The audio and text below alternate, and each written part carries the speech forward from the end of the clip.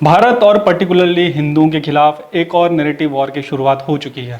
Islamist अब narrative बनाने का प्रयास कर रहे हैं कि जय श्री राम का नारा और इस्लामी आतंकवादियों द्वारा खुद को विस्फोट से उड़ाने से पहले कहा जाने वाला अल्लाहू अकबर एक समान है। सिर्फ इतना ही नहीं, ये भी स्थापित करने का प्रयास किया जा रहा है कि हिंदुओं की विचारधारा से आतंकवादी प्रेरणा ले रहे हैं और हिंदू मुसलमानों के खिलाफ दुनिया भर में अभियान चला रहे हैं।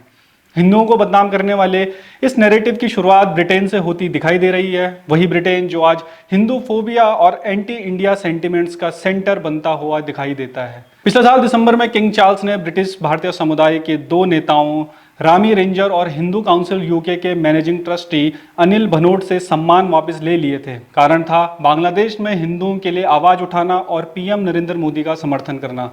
ब्रिटेन में एंटी इंडिया सेंटिमेंट्स इतने मजबूत होते दिखाई देते हैं कि वहां के नेता भी हिंदू हेट्रेड और भारत विरोधी रुख का प्रचार अब खुले तौर पर करते आ रहे हैं। पिछले साल ही कंजर्वेटिव पार्टी के नेता मार्को लॉन्गी ने चुनाव के दौरान मुसलमानों से अपील की थी कि वे उन्हें वोट दें ताकि वे ब्रिटेन की संसद में कश्मीर का मुद्दा उठा सकें। शायद यही कारण है कि भारत के लेफ्ट लिबरल्स और विपक्षी दल अपने भारत विरोधी नैरेटिव को फैलाने के लिए ब्रिटेन ही जाते हैं। शायद वहां के इकोसिस्टम से इन्हें पूरा समर्थन और मदद मिलती होगी। याद कीजिए, लोकसभा चुनाव 2024 से पहले राहुल गांधी ने कैम्ब्रिज यूनिवर्सिटी में ही भारत में फॉरेन इंटरफेरेंस की बात कही थी। सवाल उठ रहे हैं कि क्या ब्रिटेन अब एंटी इंडिया और एंटी हिंदू एलिमेंट्स के लिए एक सेफ हेवन बन चुका है। सवाल इसलिए भी उठ रहे हैं क्योंकि अभी कुछ दिन पहले ही यूके पुलिस ने एक सीक्रेट रिपोर्ट जारी की है जिसका कुछ भाग ब्रिटेन की मीडिया में लीक हुआ है। ये रिपोर्ट ब्रिटेन में बढ़ते कट्टरपंथ को लेकर है और इसमें सबसे खास या कहें हास्यास्पद बात यह है कि ब्रिटेन अपने कट्टरपंथियों के लिए वहां रह रहे हिंदुओं को जिम्मेदार बता रहा है। मजे की बात यह है कि रिपोर्ट्स में इस बात का कोई जिक्र नहीं है कि ब्रिटेन में बढ़ रहे कट्टरपंथ के लिए इस्लामिस्ट और खालिस्तानी कट्टरपंथी जिम्मेदार हैं, जिन्हें खुद ब्रिटेन ने अपनी तुष्टीकरण की राजनीति के लिए वहां पनपने दिया है। रिपोर्ट्स में आरोप लगाते हुए कहा गया है कि हिंदू समुदाय में मौजूद चरमपंथी तत्व ब्रिटेन के फार राइट ऑर्गेनाइजेशंस के साथ मिलकर ब्रिटेन में रह रहे मुसलमानों के खिलाफ काम कर रहे हैं। इसके साथ ही रिपोर्ट्स में कई खोखले दावे भी किए गए हैं, जिनमें 3 सबसे इंपॉर्टेंट हैं। पहला कि ये समूह ब्रिटेन के चुनावों को प्रभावित करने की कोशिश कर रहे हैं और हिंदू समुदाय को सुझाव दे रहे हैं कि उन्हें ब्रिटेन में किस राजनीतिक दल का समर्थन करना चाहिए या किससे दूर रहना चाहिए। साल 2019 में हुए ब्रिटेन के आम चुनाव का हवाला देते हुए कहा गया कि हिंदू मतदाताओं को व्हाट्सएप पर मैसेज भेजकर यह बोला गया था कि उन्हें लेबर के बजाय कंजर्वेटिव पार्टी को वोट देना है।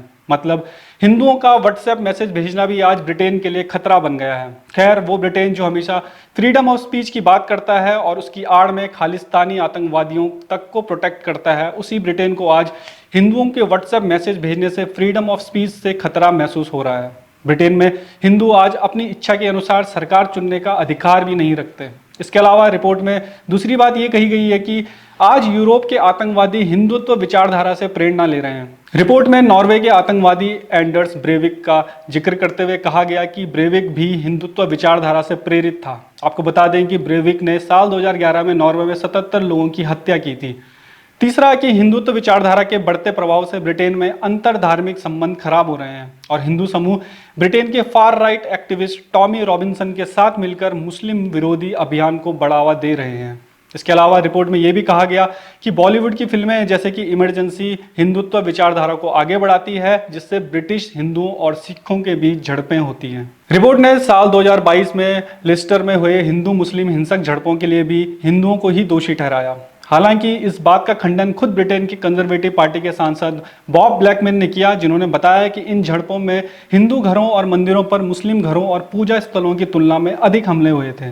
बॉब ब्लैकमैन ने ट्वीट करते हुए बताया कि लेस्टर में हुई हिंसा में 105 हिंदुओं की घरों पर हमले हुए थे, जबकि हिंदू समुदाय ने एक भी मुस्लिम घर पर हमला नहीं किया था। इसके अलावा 2 हिंदू मंदिरों पर हमला किया गया था, जबकि किसी भी मस्जिद पर कोई हमला नहीं हुआ।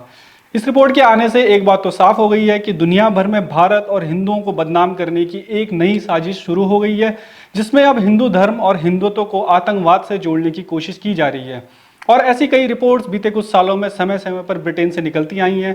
अभी जनवरी के महीने में ही यूके होम ऑफिस की एक रिपोर्ट्स में दावा किया गया कि हिंदू चरमपंथी और हिंदुत्व ब्रिटेन के लिए सबसे बड़े उभरते खतरों में से एक है। और ये नैरेटिव वॉर सिर्फ ब्रिटेन तक ही सीमित नहीं रहेगा, बल्कि इसका प्रचार और प्रसार अब दूसरे एंग्लोस्फीयर देश जैसे कि अमेरिका, ऑस्ट्रेलिया, कनाडा और न्यूजीलैंड में भी होगा।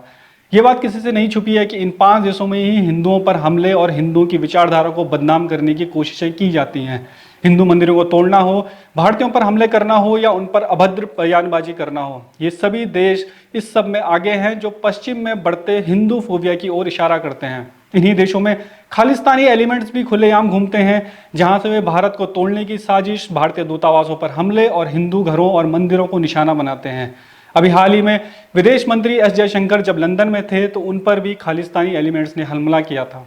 इससे पहले मार्च 2023 में हिंसक खालिस्तानी भीड़ ने लंदन में इंडियन हाई कमीशन पर हमला किया था। ब्रिटेन के अलावा अमेरिका में भी जुलाई 2023 में खालिस्तानी कट्टरपंथियों के एक समूह ने सैन फ्रांसिस्को में भारतीय वाणिज्य दूतावास में आग लगा दी थी। दुनिया भर में हिंदू विरोधी नैरेटिव और हमलों में 1000% की वृद्धि हुई है। भारतीय अमेरिकियों की बात की जाए तो उनके खिलाफ भी बीते कुछ समय में हेट क्राइम्स में 500% की बढ़ोतरी हुई है। इन घटनाओं से ये बात तो साफ हो गई है कि दुनिया भर में हिंदुओं को आज उसी तरह टारगेट किया जा रहा है जैसे एक समय यूरोप में यहूदियों को किया जाता था। हिंदू आज दुनिया भर की सबसे समृद्ध कम्युनिटीज में आते हैं, जो शायद आज पश्चिम को पसंद नहीं आ रहा है। शायद पश्चिमी देश अपनी कुंठा को व्यक्त करने के लिए आज हिंदू और हिंदुओं की विचारधारा पर हमला कर रहे हैं।